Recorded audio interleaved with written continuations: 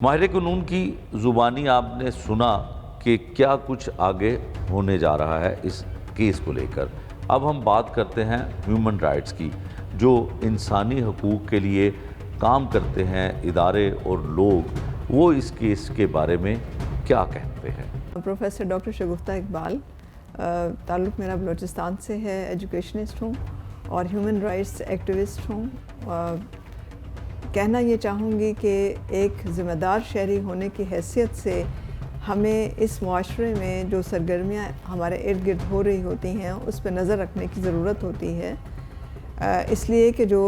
تعلیم یافتہ لوگ ہیں یا جو پروفیشنل لائف میں ہیں، یہ ان کے اوپر میں سمجھتی ہوں کہ پاکستانی شہری ہونے کی حیثیت سے ان پر یہ ذمہ داری کچھ زیادہ عائد ہوتی ہے، اور اس ذمہ داری کو نبھانے کے لیے سب سے پہلی بات یہ کہوں گی کہ ہمیں اویئرنیس ہونی چاہیے ملکی قانون کے مطابق، معاشرے کے جو رولز اور جو ایتھکس ہیں ان کے مطابق، اور پھر سب سے بڑی بات جو ہے اور سب سے اہم بات یہ ہے کہ وہ ہمارے مذہبی لحاظ سے یا شریعت کے اعتبار سے ہمارے جو ایکشنز ہیں ان کی کیا حیثیت ہے۔ اس کیس میں جو میں شکریہ ادا کرنا چاہوں گی کہ مجھے موقع دیا گیا کہ میں اس میں اپنی رائے کا اظہار کر سکوں۔ اس میں بہت سے ایسے فلاز ہیں کہ جن کے بارے میں ہمیں لیجسلیشن کی ضرورت ہے۔ پالیسی میکنگ ریلیٹ کرتی ہے لیجسلیشن سے، اور لیجسلیشن ڈیپینڈ کرتا ہے پالیسی میکنگ پر، اور پھر ان دونوں کا جو آپس میں تعلق ہے اس کا ایک بہت اہم پہلو ہے کہ ہمارے پاس ڈیٹا ہونا چاہیے۔ جب بھی ہم کوئی لیجسلیشن فارمولیٹ کر رہے ہوں، جب بھی ہم کو پالیسی کی طرف جا رہے ہوں، امینڈمنٹ کرنے جا رہے ہوں، تو ہمارے پاس جو اویلیبل انفارمیشن ہے وہ کیا ہے۔ بہت ہی افسوس کی بات ہے کہ ہمارے ملک میں جہاں یہ لا تو بن گیا ہے کہ انفارمیشن تک ایکسیس ہو جائے ہر سٹیزن کی، لیکن جو انفارمیشن کا ڈیٹا بینک جسے ہم کہیں گے، جس میں ہیلتھ سینٹرز کی اویلیبلٹی،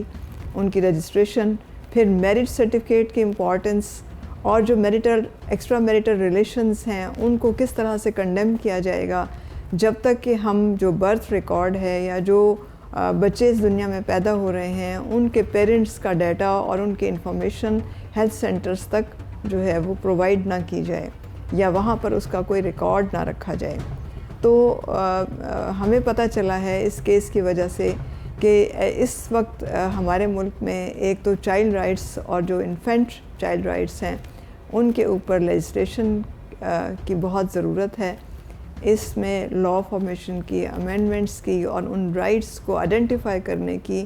اور یہ اویئرنیس خاص طور سے دیکھیں، اس میں بہت سارے پہلو ہیں۔ جو بچی اس کام کے لیے جس کو پرووک کیا گیا ہے، جس کو اس کام کے لیے تیار کیا گیا ہے، اس کی اپنی اویئرنیس کیا ہے، اس کو اس کے کانسیکوینسز کا اندازہ ہے کہ وہ کس قدر انٹینسٹی ہے اس کی، پھر اس کے اپنے رائٹس کیا ہیں، کہ کیا وہ کسی ایسے ایک اشرف المخلوقات ہے انسان جسے کہ سجدہ کیا گیا ہے، فرشتوں نے سجدہ کیا گیا، اور جو اللہ تعالیٰ کا نائب بنا کر بھیجا گیا ہے، اور اس نمائندے کی اتنی زیادہ تحقیر کی جائے کہ اسے صرف سیلنگ اور کوموڈٹی سمجھ لیا جائے،